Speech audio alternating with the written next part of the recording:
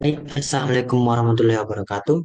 Pada kesempatan kali ini saya akan menjelaskan dan mempresentasikan tugas final kami yaitu pengkodean dan kompresi entropi informasi dengan anggota kelompok yang pertama ada Wildan Hasan Fitra dengan NIM 046 dan saya sendiri Selun Saputra dengan NIM 047.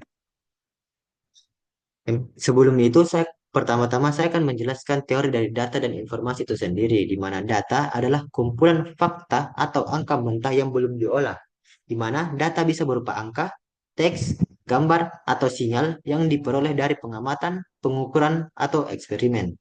Selanjutnya adalah informasi. Informasi adalah hasil dari pengolahan, analisis, atau interpretasi data, sehingga menjadi sesuatu yang bermakna dan bermanfaat di mana informasi memberi konteks dan relevansi pada data sehingga dapat digunakan.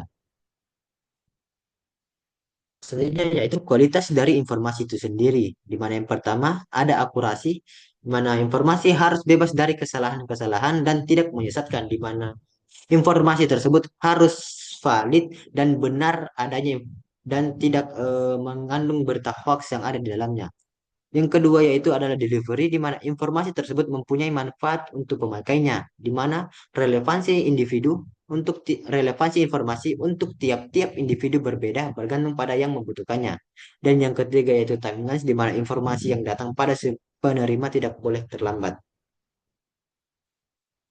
Selanjutnya itu entropi informasi, di mana entropi informasi adalah konsep yang menggambarkan jumlah rata-rata informasi atau ketidakpastian yang terkandung di dalamnya, di mana ini menjadi dasar penting untuk memahami efisiensi kompresi data karena memberikan batas teoritis minimum untuk panjang rata-rata bit yang diperlukan untuk mengkodekan pesan tanpa kehilangan informasi.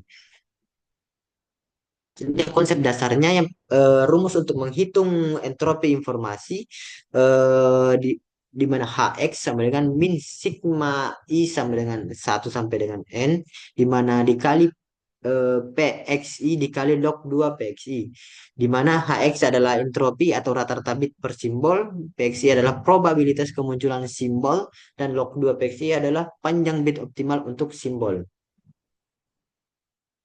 Sebagai contoh, di mana kita ingin mengirim suatu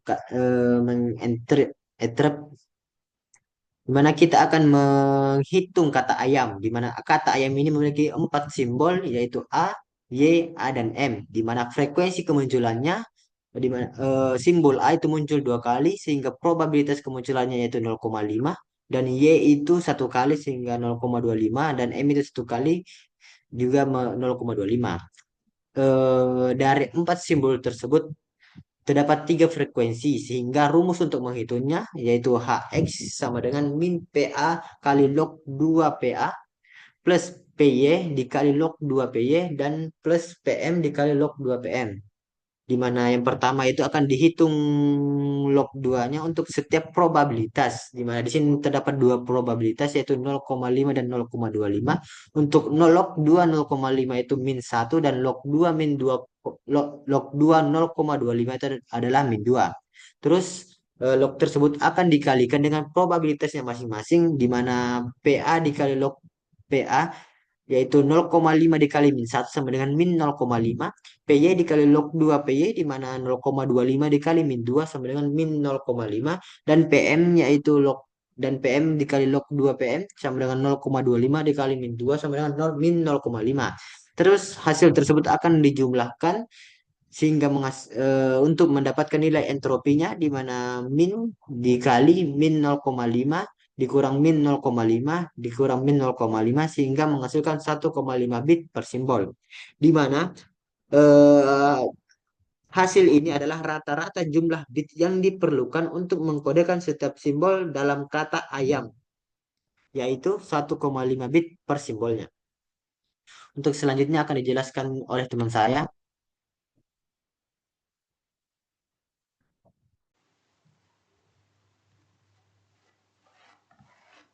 Selanjutnya adalah penerapan entropi informasi. Yang pertama adalah pada kompresi data, yang kedua adalah pada kriptografi, dan yang ketiga adalah analisis data statistik. Kita bahas yang pertama yaitu kompresi data, di mana entropi informasi ini akan digunakan dalam kompresi data untuk menentukan batas teoritis jumlah bit minimum yang diperlukan diperlukan di dalam merepresentasikan data itu sendiri. Semakin rendah entropinya, maka semakin tinggi kompresi yang dapat dicapai.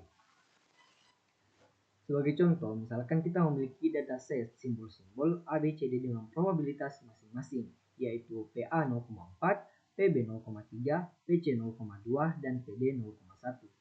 Langkah pertama adalah menghitung entropi total datasetnya, yang kedua algoritma kompresi itu sendiri, dan yang ketiga adalah penerapan metodenya. Yang pertama, menghitung entropi total datasetnya dengan rumus entropi informasi didapatkan bahwa entropi informasinya adalah 1,846 bit. Artinya, rata-rata diperlukan 1,846 bit untuk merepresentasikan setiap simbol dalam dataset ini. Langkah kedua, algoritma kompresi dalam teknik seperti Huffman coding, entropi menentukan panjang kode bit di dalam setiap simbol. Misalnya dengan PA 0,4 mendapatkan kode pendek 1 bit, sementara PD dengan PD 0,1 mendapatkan kode yang lebih panjang. Angka ketiga adalah penerapan nyatanya, itu seperti dalam format file seperti zip atau PNG. Algoritma kompresi menggunakan konsep ini untuk mengurangi ukuran file berdasarkan entropi data. Bidang kedua adalah kriptografi. Dalam kriptografi itu, entropi informasi ini digunakan untuk mengukur kekuatan kerandoman kunci enkripsi. Semakin tinggi entropi kuncinya, maka semakin sulit bagi penyerang untuk menebaknya. Misalkan kita memiliki dua kunci enkripsi. Kunci A 4 simbol acak 1010, kunci B 6 simbol acak 101010. Yang pertama menghitung entropi masing-masing kuncinya, dan yang kedua adalah menghitung entropi total kunci, dan yang ketiga penerapan nyatanya. Langkah pertama, hitung entropi masing-masing kunci. Dengan P0 itu 0,5 dan P1 0,5 didapatkan nilainya sebesar 1 bit per simbol. Langkah kedua, entropi total kuncinya. Untuk kunci A dengan 4 simbol didapatkan 4 kali 1 4 bit, dan kunci B 6 simbol 6 kali 1 6 bit. Nah, untuk penerapan nyatanya itu, penggunaan entropi dalam generator kunci acak memastikan bahwa kunci memiliki distribusi simbol yang beragam. Dalam algoritma seperti AES, RSA atau sistem password, entropi digunakan untuk mencegah kerentanan terhadap serangan brute force. Yang ketiga adalah analisis data statistik. Entropi digunakan dalam analisis data statistik untuk mengukur kerandoman atau informasi yang terkandung di dalam suatu data. Dalam machine learning itu, konsep ini digunakan untuk menghitung information gain pada algoritma seperti pohon keputusan. Sebagai contoh, kita memiliki dataset terdiri dari 100 individu, di mana 60 orang positif dan 40 orang negatif. Yang pertama adalah kita menghitung entropi awalnya. Didapatkan entropi awal sebesar 0,970 bit. Langkah kedua, kita membagi berdasarkan umur, di mana grup muda ini terdapat 30 individu dengan 20 positif dan 10 negatif, dan grup tua 70 individu, 40 positif dan 30 negatif. Nah, kemudian menghitung entropi masing-masing grup.